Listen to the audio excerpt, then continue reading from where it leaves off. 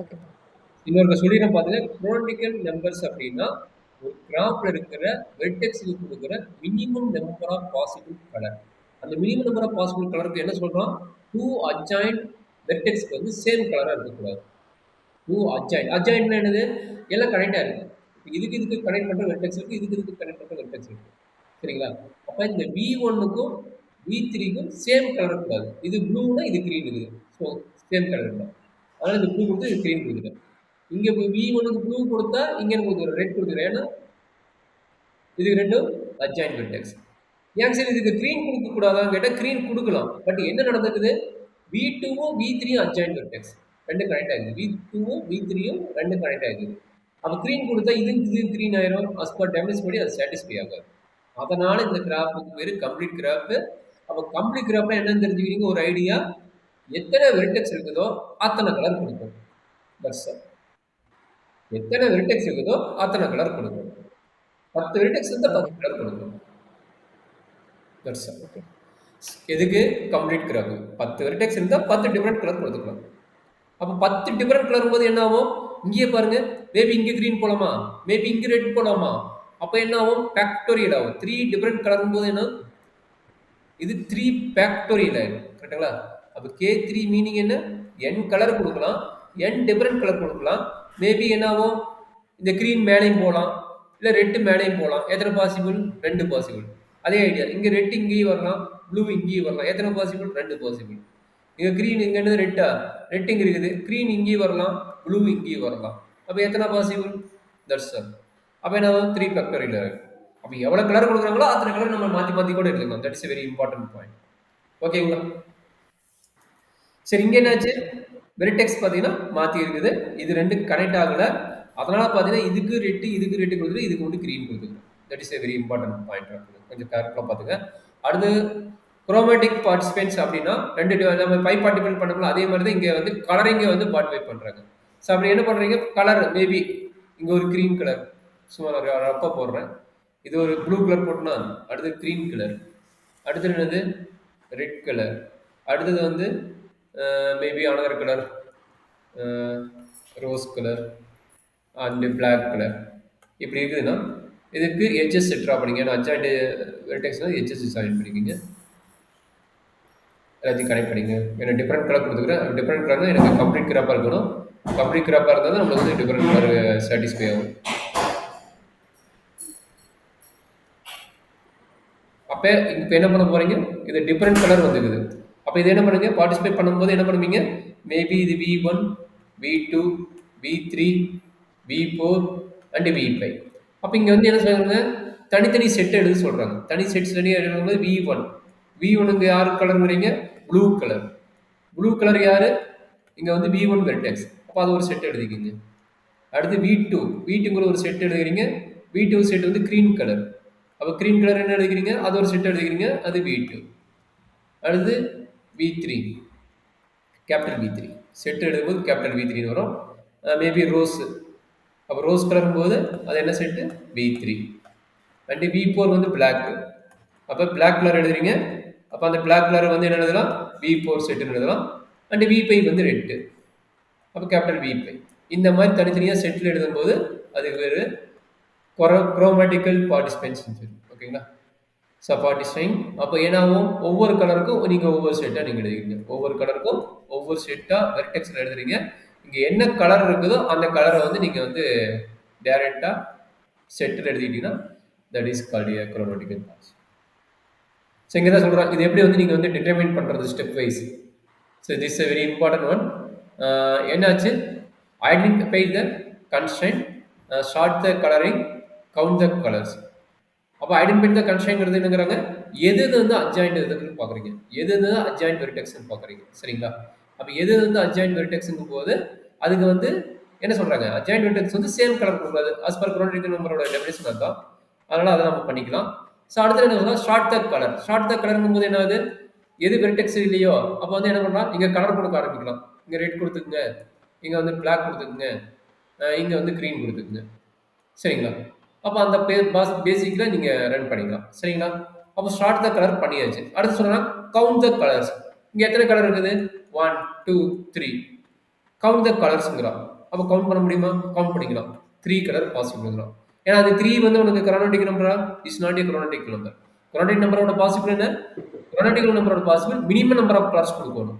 அப்போ இது பார்த்தீங்கன்னா 3ங்கிறது மேக்ஸிமம் நம்பர் ஆஃப் கலர்ஸ். அப்போ மேக்ஸிமம் நம்பர் ஆஃப் கலர்ஸ்னா அது கம்ப்ளீட்டே இருக்கிறப்ப நல்லா அண்டர்ஸ்டாண்ட் பண்ணிங்க. இங்கே 3 வெர்டெக்ஸ் இருக்குது, 3 கலர்ஸ் கொடுத்துட்டேன். அப்போ அந்த 3 கலர் கொடுத்தா அது என்னவா இருக்கணும்? கம்ப்ளீட் கிராப்பாக இருக்கணும். ஐயோ 3 கலர் கொடுத்துட்டேன், நான் கம்ப்ளீட் கிராப்னா ஓடி போய் செக் பண்ணுறேன். அப்போ இது கம்ப்ளீட் கிராப்பா? இது V1 V2 V3 3 வெர்டெக்ஸ் இருக்குது. V1 V2 கனெக்ட் ஆகுது, V1 V3 கனெக்ட் ஆகுது. பட் V2 V3 கனெக்ட் ஆகுதா? ஆகல. அப்போ நம்ம போட்ட ஆன்சர் தப்பு. அப்போ என்ன பண்ணலாம்? ரெண்டுக்கு சேம் கலர் கொடுக்கலாம். யார் யாருக்கு? V2க்கு V3க்கு சேம் கலர் கொடுக்கலாம். அதனால போயிட்டு என்ன பண்ண போறேன்? ஈவனையும் நான் க்ரீனாக மாற்றிட்டேன். அப்போ இப்போ குரோனாட்டிக் நம்பர் கரெக்டா? கரெக்ட். ஏன்னா இது கம்ப்ளீட் கிராப் கிடையாது. அதனால வந்து குரோனாட்டிக் நம்பர் வந்து ஈக்குவலாக இருக்கக்கூடாது, 3ன்னு இருக்கக்கூடாது. அதனால இது என்ன ஆச்சு? Number of chromatic number equal to 2 this is very important one. அப்போ ஒரு கலரிங் கொடுக்கும்போது நம்ம என்ன பண்ண போறோம்? டைப் ஆஃப் கிராப் செக் பண்ண போறோம். டைப் ஆஃப் கிராப் செக் பண்ணும்போது நம்மளுக்கு ஆட்டோமேட்டிக்காக ஒரு ஐடியா கிடைக்கும். அப்போ அதுக்கு தான் வந்து குரோனாட்டிக்கல் பாலினாமியல் பேர். ஓகே, அந்த chromatical polynomial type of graph check பண்ணிட்டு நம்ம ஈஸியாக டக்கு நம்ம அண்டர்ஸ்டாண்ட் பண்ணிட்டு நம்ம போடலாம். எவ்வளோ கிராப் கொடுத்தாலும் போட்டலாம்.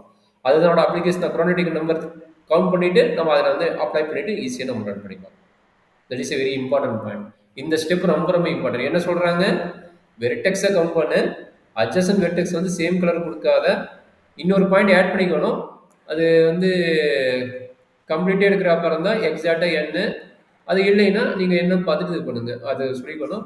அந்த பாயிண்ட் இங்கே மிஸ் ஆகுது, அதை நாம் ஆட் பண்ணிக்கலாம். இது பெஸ்ட் ஐடியா வரும் சார். அடுத்தது பார்த்தீங்கன்னா சம் எக்ஸாம்பிள்ஸ்.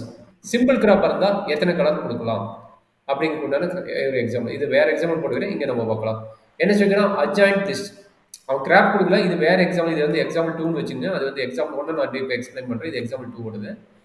இது வந்து எக்ஸாம்பிள் என்ன சொல்லிக்கிறாங்க? அட்ஜாயிண்ட் 1லேருந்து 2க்கும் 3க்கும் 4க்கும் கனெக்ட் ஆகுது. அப்போ 1ங்கிற ஒரு வெர்டெக்ஸ் வச்சுக்கோங்க. எது கனெக்ட் ஆகுறாங்க? 1க்கு கனெக்ட் ஆகுது. இது 1. இது வந்து 2ங்கிற வெர்டெக்ஸ் கனெக்ட் ஆகுது. அண்ட் 3ங்கிற வெர்டெக்ஸ் கனெக்ட் ஆகுது. அண்ட் 4ங்கிற வெர்டெக்ஸுக்கு கனெக்ட் ஆகுது. 1லேருந்து 2 3 4க்கு கனெக்ட் ஆகுது. கனெக்ட் பண்ணியாச்சு. அடுத்து 2 என்ன ஆகுது? 2ம் 3க்கு கனெக்ட் ஆகுதுங்கிறாங்க. அதனால நம்ம ஈஸியாக இருக்கிறதுக்காக என்ன பண்ண போகிறேன்? இந்த 3யும் 4யும் இன்டர்சேஞ்ச் பண்ணிட்டு, இது 3யும் 4யும் இன்டர்சேஞ்ச் பண்ணிட்டு என்ன போகிறேன்? இங்கே 4 இங்கே 3ன்னு இருக்கிறேன். இப்போ என்ன பண்ண போகிறேன்? 1ம் 3ன்னு கனெக்ட் ஆகுதுங்கிறாங்க. 1ம் 3யும் 2க்கு கனெக்ட் ஆகும். 1 வந்து 2க்கு கனெக்ட் ஆகுது, ஆயிருக்குது. 2ம் 3ன்னு கனெக்ட் ஆகுதா? இப்போ கனெக்ட் பண்ணிக்கலாம். கரெக்டுங்களா? இப்போ 1லேருந்து 3 அட்ஜாயிண்ட், 2க்கு எத்தனை அட்ஜாயிண்ட்? 2க்கு வந்து 2 அட்ஜாயிண்ட், 1 அண்ட் 3. அப்போ பாருங்க, 1க்கு இருக்குது அண்ட் 3க்கு இருக்குது. Snore. Okay, good. Sir next ஒரு என்ன? 3. 3 வந்து எதுக்கு கனெக்ட் ஆகுங்கிறாங்க? 1க்கும் 2க்கும். இது 3. அப்போ 3 எதுக்கு கனெக்ட் ஆகுது? 1க்கும் கனெக்ட் ஆகுது அண்ட் 2க்கும் கனெக்ட் ஆகுது. Snow issues. அடுத்து 4. 4 எதுக்கு கனெக்ட் ஆகுது? 1க்கு கனெக்ட் ஆகுது. 1க்கு கனெக்ட் ஆகுது. சரி, ஒரு பிரச்சனை கிடையாது. இப்போ அடுத்தது என்னங்கிறாங்க? Count the chromatic number. Chromatic number equal to 3. எதனால? நம்ம செக் பண்ண போகிறோம். எதனால 3ங்கிறோம்? நம்ம கலரிங் கொடுத்து பார்க்க போகிறோம். இது கம்ப்ளீட் கிராப்பா? கம்ப்ளீட் கிராப் கிடையாது. ஏன்னா 3க்கும் 4க்கும் டைரக்ட் கனெக்ஷன் கிடையாது. 3க்கும் 4க்கும் டைரக்ஷன் கிடைக்காது. 2க்கும் 4க்கும் டைரக்ட் கனெக்ஷன் கிடைக்காது. அப்போ டைரக்ஷன் கனெக்ஷன் தான் KN ஈக்குவல் என்ன? அப்போ 4 கலர் கொடுக்க முடியும். பட் இங்கே டைரக்ஷன் கனெக்ஷன் இல்லை. அப்போ டைரக்ஷன் கனெக்ஷன் கொடுத்துட்டும் போது நம்ம குரோனாட்டிக் நம்பர் எப்படி கொடுக்கலாம்? அட்ஜாயிண்ட் வெர்டெக்ஸ் பார்க்குறீங்க. எது அட்ஜாயிண்ட் வெர்டெக்ஸ்?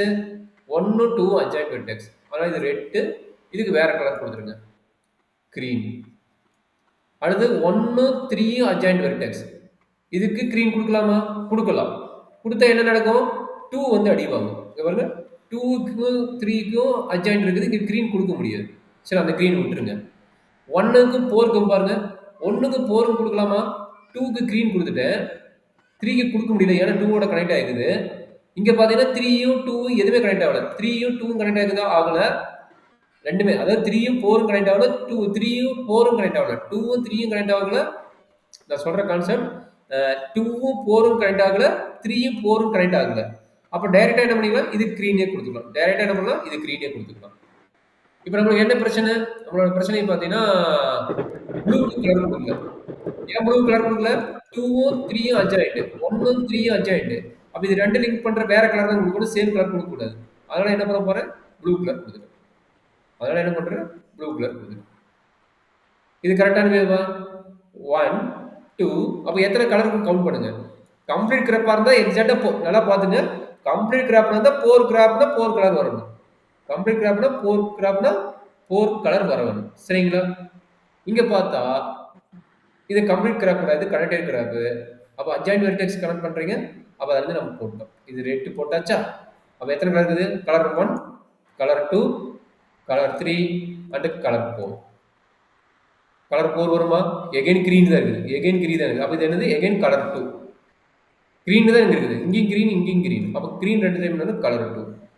இப்போ நம்மளுக்கு என்ன பாசிபிள் வருது? therefore chronological number கலர் வந்து lambda of g போடலாம். டோட்டல் கலர் எவ்வளவு? 4 vertex but 3 colors.